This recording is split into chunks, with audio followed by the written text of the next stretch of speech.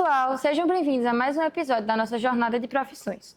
Hoje nós estamos aqui com a advogada Alusca Kaline e esse episódio foi feito para você que ainda não sabe a sua profissão ou que se interessa na área do direito. Eu queria te perguntar como foi que você escolheu ir para a área do direito? Assim, já era uma coisa que você já tinha na sua cabeça desde todo o período escolar ou foi uma decisão mais no terceiro ano mesmo? Bem, eu sempre quis essa área do direito. Para mim, eu me via como uma pessoa que tinha que escolher entre as áreas que estavam ali disponíveis. Sim. E eu não me encaixava na área da saúde, porque eu não tinha muita coragem para lidar com sangue. Eu pensava que tudo era sangue. E não tinha muita afeição pela área de exatas, apesar de gostar muito de estudar exatas. Mas na parte de profissões, eu não me via exercendo nenhuma função. Entendi. E no direito eu me identificava muito. Primeiro por um ponto, porque eu gostava muito de conversar, de falar, de me expressar. Para mim, direito não é uma profissão de fragilidade, de delicadeza. Eu sempre me via como uma fortaleza. Então, quando eu vi um advogado falar, um juiz falar, eu via assim aquela presença, coisa que outras profissões não me transmitiam isso. Sim. Então, isso para mim me atraía muito. E para mim foi essa a decisão, por esse perfil que eu já tinha. Ninguém na minha família era da área do direito. Meus pais são comerciantes, empresários. Eu não tenho nenhuma pessoa próxima da minha família que fosse da área do direito, mas eu apenas vi em algum lugar alguém se expressando, eu gostei, e eu disse, é isso que eu quero para mim. E nunca mudei. Foi essa a minha decisão do início ao fim. E você já tinha escolhido a faculdade que você queria fazer, tipo o campus, ou você foi para onde o vento te levou? Quando a gente faz vestibular, a gente tem que ser um pouco assim, aberto para onde o vento levar, porque a gente tem pontuação e a gente espera muito que a nossa pontuação dê para aquela faculdade que a gente quer entrar. Sim. Mas nem sempre isso acontece. Vou te contar como foi a minha jornada. Eu queria direito. E naquela época, quando eu me formei no ano de 2000. O ano que eu fiz vestibular foi 2009. O Enem estava começando a se tornar oficial. Tipo, ele era um exame só de testar o conhecimento, principalmente do ensino público. Ele não era um ensino obrigatório, um exame obrigatório. Então, no meu ano, foi o primeiro ano que a gente poderia fazer o Enem para valer. E aí, eu queria muito entrar na UEPB por uma simples razão, porque a UEPB tinha um curso de Direito aqui em Campina Grande. Sim. Eu já morava aqui, eu não sou daqui, eu vim morar em Campina com 13 anos. Fazer o primeiro ano do ensino médio. E eu vim para aqui morar com os meus irmãos e estudar. E os meus pais são de Serra Branca, eu sou de lá. Então, se eu fosse ir para outra cidade, meus irmãos iam ficar aqui, eu ia para outro lugar e meus pais estariam em outro lugar. Sim. Então, ia dissipar muito. Então, eu disse, eu quero Campina. E eu tinha que passar obrigatoriamente na UEPB, porque era pública. Era a única pública que tinha. Ou Facisa, se fosse particular. Se fosse pela UFCG, eu teria que ir para Souza, porque não tem um campus de direito aqui. Ainda hoje é assim. E aí, quando eu fiz o vestibular da UEPB, eu passaria se eu estivesse dentro da nota de corte das cotas escola pública. Sim. Ou pardos. Eu não me inscrevi em nenhuma cota, não entrei. O primeiro vestibular.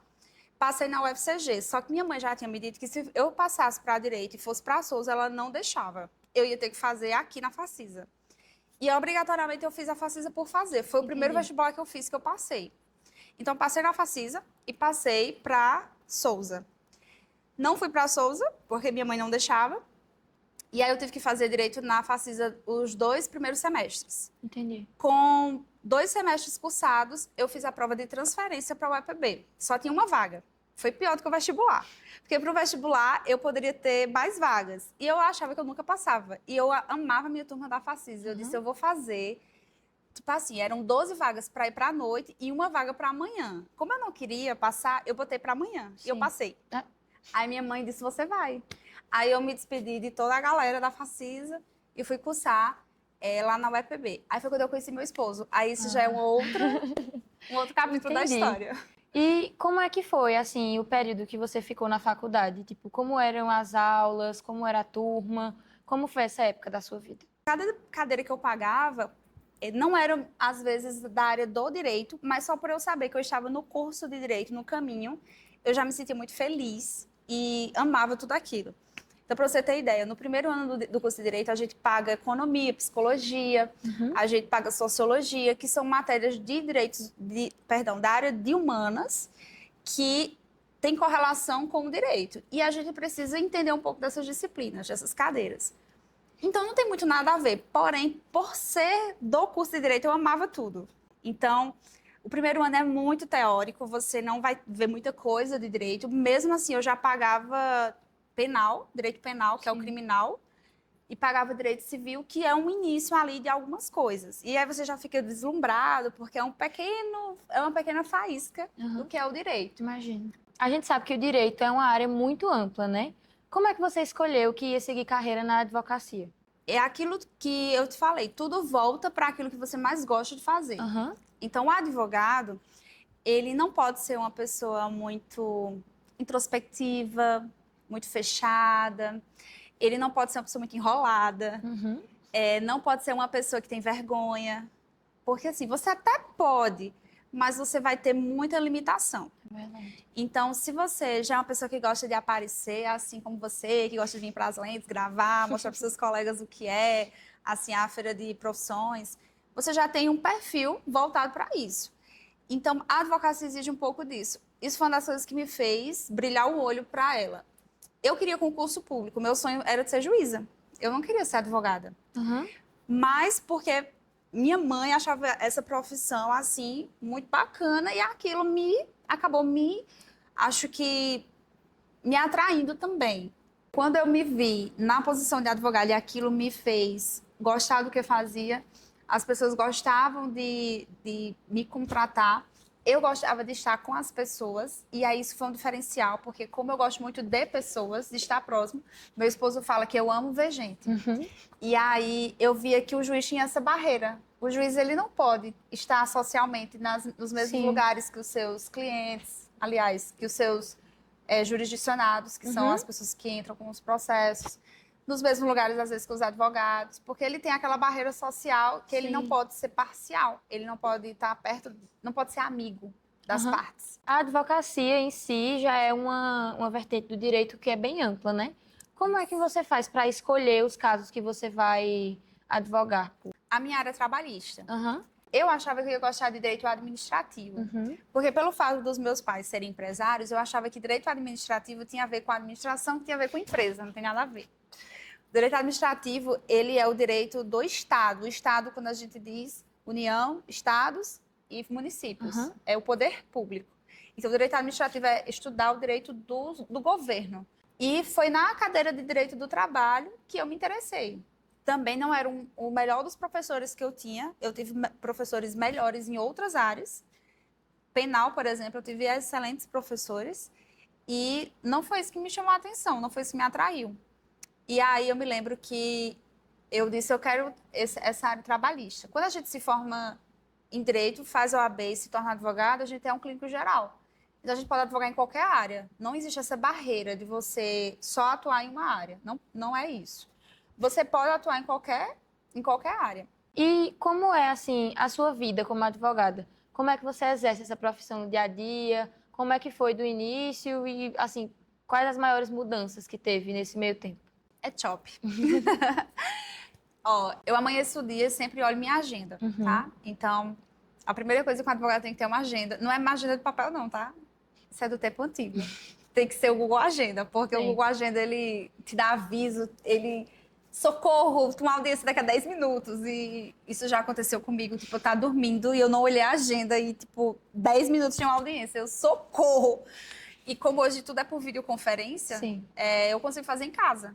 Então, no escritório ficam só as pessoas que trabalham para mim. Hoje eu trabalho com 4 pessoas diretamente. Tem mais indiretamente, porque eu trabalho com meu esposo e também ele tem mais de 10 pessoas com ele, então a gente consegue migrar para um trabalhar para o outro. Mas diretamente comigo são 4, com quem eu converso todos os dias. Sim. E aí eles ficam lá no escritório e eu fico na minha casa, porque eu acabei de ser mãe. E isso também, se você for do direito, isso vai te dar essa flexibilidade de você poder trabalhar onde você estiver. Sim.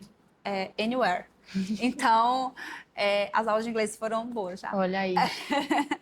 E aí eu consigo passar a semana em casa, às vezes. E eu faço às vezes por semana, uma média de 7 a 10 audiências. Sim. E consigo da minha casa, porque depois da pandemia isso mudou. Então, o juiz ele faz a audiência de forma virtual. A gente sempre faz uma reunião com o cliente antes da audiência, para ele me conhecer, para ele tirar dúvidas, eu fazer as perguntas, ele conectar com o que a gente fez antes de começar as entrevistas, fazer os testes e tal. Aí eu faço as audiências, faço as reuniões, corrijo as petições, vou encontrar os clientes. Ontem eu fiz 2 reuniões presenciais. E a gente também faz perícia, que é muito bacana. Então, tipo assim, no trabalhista eu posso pedir insalubridade por um trabalhador que trabalha com agente nocivo à saúde. Vou te dar um exemplo. Dentista. Dentista trabalha com secreção, com sangue. E se eu peço uma insalubridade de um dentista, tem que ter obrigatoriamente uma perícia. E a perícia é quando um engenheiro do trabalho vai até o local para verificar o agente nocivo. Então, a gente vai até o local onde a pessoa trabalhava, acompanha ele, briga lá, tipo, arranca a cabeça. Não tem isso. Não, peraí. Faz o bafafá todinho. Mas faz o bafafá todinho. Alusca, para finalizar o nosso episódio, eu queria te pedir para deixar uma mensagem para tanto quem quer ir para a área do direito, quanto para quem ainda não sabe qual profissão vai seguir. Meu conselho é que você tem que olhar para trás e curtir a vista. Então, faça uma coisa que vai valer a pena para você. Não faça porque aquela velha história, porque as pessoas querem que você faça. Então, faça o que você quer, porque vai chegar um dia que você vai acordar sem saco, com ódio, porque você tem que fazer aquilo. Mas, quando você começa a fazer, aí você sorri, porque é o que você gosta de fazer. Eu lamentaria muito ter que acordar todos os dias, vestir um jaleco, ter que tirar sangue de alguém, ou ter que ver sangue de alguém. Isso, para mim, me frustraria muito. Mas para outras pessoas isso é a coisa mais admirável da vida. E isso não é porque a profissão é ou não é admirável, é porque você é atraído por aquilo. Então siga esse caminho, estude, foque. Hoje o mundo não é de quem sabe apenas, o mundo é de quem executa. Então se você é um fazedor, você vai ter sucesso na sua vida, seja lá o que você quiser fazer. Muito obrigada pela participação, Alusca. E foi isso, pessoal. Até o próximo episódio da nossa jornada de profissões.